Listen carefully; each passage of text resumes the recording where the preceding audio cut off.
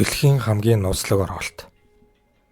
Сан Францискогийн булангийн дунд орших ганц арал дээр байрлах Алькатраз, өөрөөр хэлбэл The Rock, энд иргэний дайнаас хойш хоригдлуудыг хорж байжээ. Гэвч 1934 онд гэмт хэрэгтэй тэмцэх томоохон дайны оргил зэгт Алькатразыг дэлхийн хамгийн аюулгүй шорон болгон дахин бэхжүүлсэн. Эцсийн хоригдлуудын дунд Аль Капоне, Жорж Машинбу Келли зэрэг аюултай олон нийтийн дайснууд, оргиж зогтсон түүхтэй гэмт хэрэгтнүүд багтдаг байв. 1930-аад онд Алькатраз аль хэдийн номхон далайн, хүйтэн, ширэн усан түгрээлэгдсэн хатуу газар байв. Шинжлэлд илүү бат бөх төмөр дор, стратегийн байралтай харуулын цанхгууд хатуу дүрм журам багтсан бөгөөд үүнд өдөрт 10 хэдэн шалгалт хийх багтсан. Зогтох бараг боломжгүй мэт байв. Хүнд хэцүү байдалд ч 1934 оноос 1963 онд шорон хаагдах хүртэл 36 эрэгтэй 14 тусдаа оргилтыг оролцсон. Бараг бүгд баригдсан, эсвэл амьд үлдсэнгүй. Гэсэн хэдий ч 3 хоригдлын хувь заяа өнөө хүртэл нууцлаг хэвээр байна. Тэдний түүхийг доороо өгүүлье. Оргсон хүмүүс. Фрэнк Моррис 1960 оны 1-р сард банк дээрм хулгай болон бусад гэмт хэрэгт яллагдаж янз бүрийн шоронгоос зогтох орлогын дараа 1960 оны 1-р сард ирсэн. Тэр жилдээ Джон Англин нэртэй ялтан Алькатраз уйлгээгдэж түүний ах Кларенс 1961 он ихээр ирсэн. Гурлаа өмнө нь шоронд байсан хугацаанаас бие биенээ мэддэг байжээ. Хөрш камеруудад хуваарлагдсан тэд зогтох төлөвлөгөө боловсруулж эхэлсэн. Оюун ухаанаараа алдартай Моррис төлөвлөлтийг удирдах байв. Тэдэнд өөр нэг хоригдол Аллен Вест тусалсан. Алга болсон нь 1962 оны 6 дугаар сарын 12-ны өглөөний шалгалт төгшүүр зарлав. 3 ялтан шорондоо байсангүй. Джон Англин, түүний ах Кларенс, Фрэнк Моррис 3.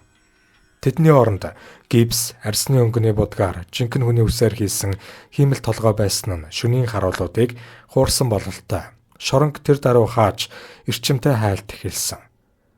Сан Франциско дахь хилтэс улс даяар алга болсон хоригдлууд болон тэдний өмнөх орголт орлогуудын талаарх бүртгэлүүдийг шалгах зорилгоор мэдээлэл цуглуулж эхлэв. Мөн ирчүүдийн хамаатан садантай ярилцаж тэдний бүх таних бүртгэлийг цуглуулж булангийн завны операторудаас хог хаягдлыг анхааралтай ажиглахыг хүсэв. 2 хоногийн дотор эрзинээр битүүмжилсэн эрчүүдтэй холбоотой захидлын багц олдсон. Дараа нь усанд сэлүүр хэлбэртэй модны хэсгүүд болон эрзинийн дотоод хоолойн хэсгүүд олдсон.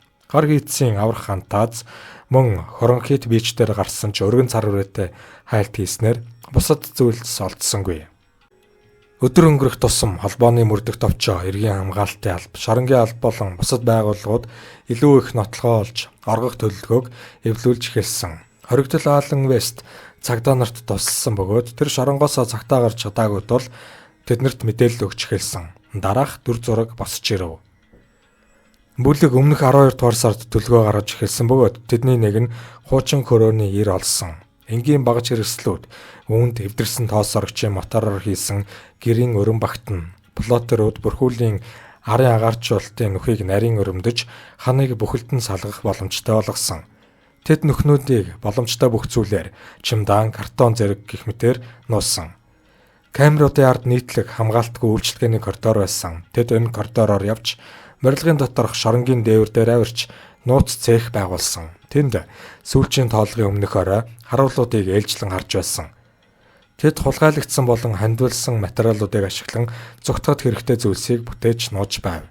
Тэд хулгайлсан эсвэл цуглуулсан 50 гаруй борооны хүрмийг түр аврах хамгаалтуулан 6 харц 14 футын урттай эрзинийн зав болгон хувиргасан бөгөөд оёдлыг нарийн ойж шоронгийн халуун уурын хоолоогоор үлээлгсэн.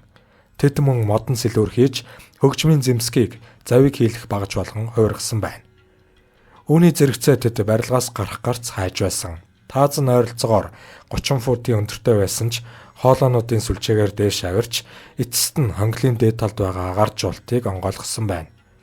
Орголт 6 дугаар сарын 11-ний орой тэд явхад бэлэн болсон. Гэсэн хэдий ч Вестийн агаар жуулагчийн торыг бүрэн авч чадаагүй тул ард хаягдсан. Бусад 3 хүн коридорт орж хэрэгслээ цуглуулж агаар жуултын аппаратаар дээш гарч шоронгийн дээвэр дээр гарсан. Дараа нь тэд шоронгийн ард тал дахь нарийн боовны утааны яндан гаргуулгаж хашааг даван гарч арлын хойд зүүн эрэг рүү нууцаар орж завыг хөвөлөв. Нууц үргэлжилсээр байна. Дараа нь юу болсон нууц хэвээр байна. Тэд булан гаталж Энжел аралд хурж төлөвлөсний дагуу ракун хоолой гатлан марийн тойрогт орсон уу? Эсвэл салхи давлгаа тэднийг дийлсэн үү? Олон хүн тэд амьд үлдэх боломжтой гэдгийг батлахын тулд хэхэн хүчин чармаалт гаргасан ч асуулт үлддэг байна. Тэд амьд үлдсэн үү? Тухайн үед мөрдөн байцаалт дараах шалтгаанаар өөрөөр дүгнсэн. Залуус Алкатразаас Энжел Айленд хүртэл миль гаруй сэлд хийсэн. Гэвч хүчтэй урсгал хүйтэн булангийн усны улмаас эдгээр хүмүүсийн амьд үлдэх магадлал илт бага байсан. Шоронгийн мэдээлэгчийн хэлснээр төлөвлөгөө нь газар дээр гарсны дараа хувцас машин хулгайлах байсан. Гэхдээ ийм хулгай гараагүй. Хэрэг өндөр хяналтын доор байсан ч тийм тохиолдол бүртгэгдсэнгүй. Хэрвээ оргосон хүмүүс гэр бүлийнхний тусалцаа авсан байлаач холбооны мөрдөх товчооныхонд ямар нэгэн баталгаа олдоогүй. Мөн тэдний гэр бүлүүд бодит дэмжлэг үзүүлэх санхүүгийн боломжгүй мэт санагдаж байв. 17 жилийн турш энэ хэргийг судалж байх хугацаанд эдгээр эрчүүд Америкийн нэгдсэн улс эсвэл гадаадад амьд байгааг батлах ямар ч итгэмжтэй нотлохоо олдсонгүй. Холбооны мөрдөх товчоо албан ёсоор 1979 оны 12 дугаар сарын 31-нд хэргийг хааж хариуцлагыг Америкийн нэгдсэн улсын Маршаллын албанд шилжүүлсэн бөгөөд хэрэв 3 хүн амьд үлдсэн тохиолдолд тэд мөрдөн шалгалт үргэлжлүүлэх болно.